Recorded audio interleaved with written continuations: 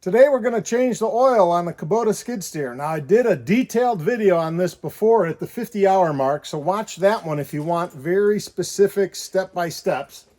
Today I'm just going to highlight some tips, lessons learned, things that hopefully will make the oil change go a little bit easier than last time. But if you need full step-by-steps, check out the video and I'll try and figure out how to link it.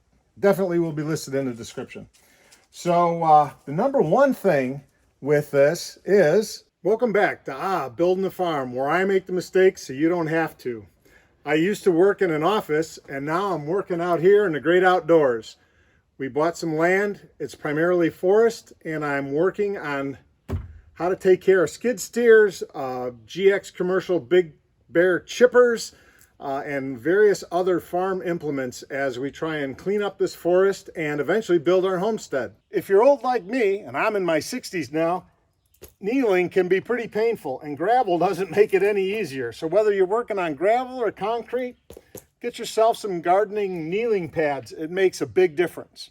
And while I'm down here, there's not a lot of room under the belly of this skid steer. So if you have some wide 2x10s, two of them really gives you a couple, an extra 3 inches underneath there, really makes it easier to get around underneath. So knee pads, 2x10s or 2x12s to lift your skid steer up a little bit. If you've been working in an area where you get a lot of debris inside here before you open your panels, you may want to take some old cardboard or a tarp and put it under here so that when you open up the access panels underneath, all the debris falls on this and you can get it out of here easily so you're not crawling in a bunch of debris. And before you get too far, make sure you've got the right oil. 15W40 T4 Shell Rotilla. This is pretty much all you can get in East Tennessee. They don't sell the oil that's for all temperatures. At least I haven't been able to find it. I got this at Rural King. But also double check your parts. Make sure that you've got the right filter. So here's the filter for this one.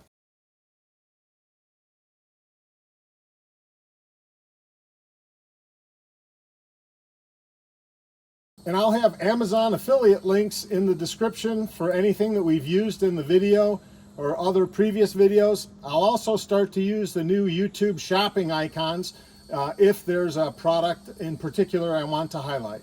And okay, I guess it kind of caught a little more than a little dirt.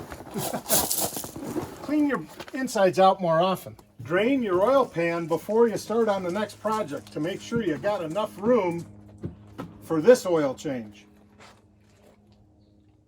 Before you even consider removing the oil plug, make sure you've taken the vent and the drain plugs out, because I wouldn't want to overflow this with oil.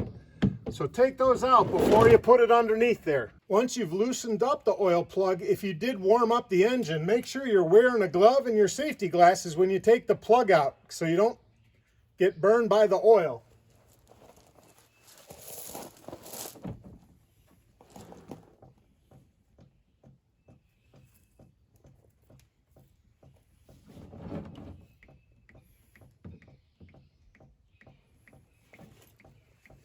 Wasn't very warm. In this lesson, I learned from doing my hydraulic return filter change, so check out that video for some real good lessons. Check to make sure that your oil filter will fit inside a Ziploc bag with lots of room to spare, because you're going to put this underneath the oil filter you're changing. And if there's just barely enough room for it, it's not enough room. You can never have too many paper towels. Bring plenty. Now the app says that to refill this, we need about 9 liters of oil, or 9.5 quarts. But the last time I changed it, that was nowhere near enough. AI says you need about 10.8 or 11 quarts of oil, and I think that's a lot closer to right.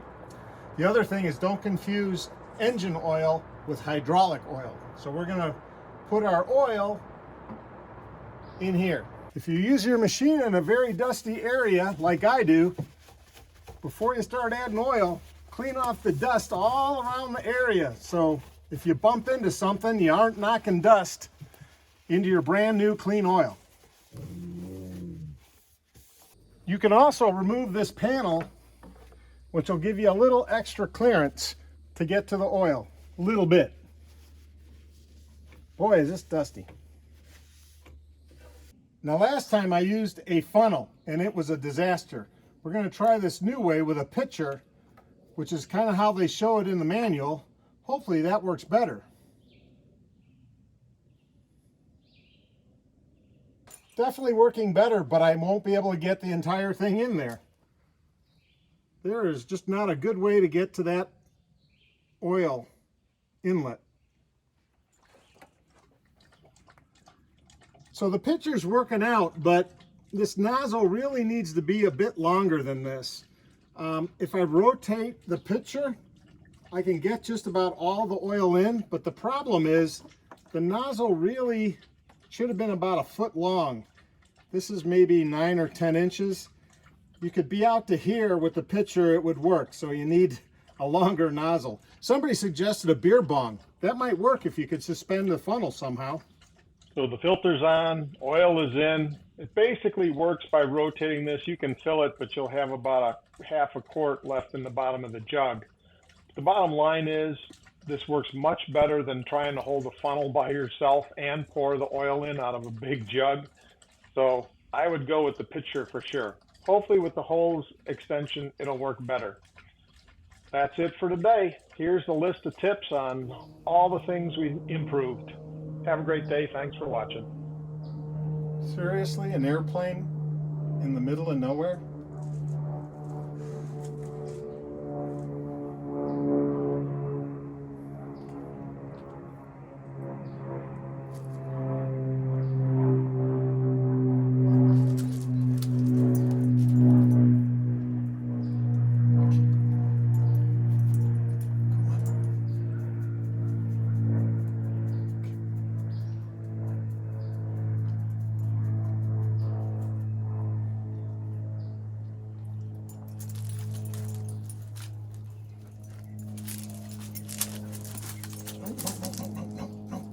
No. We'll get you lunch in a little bit.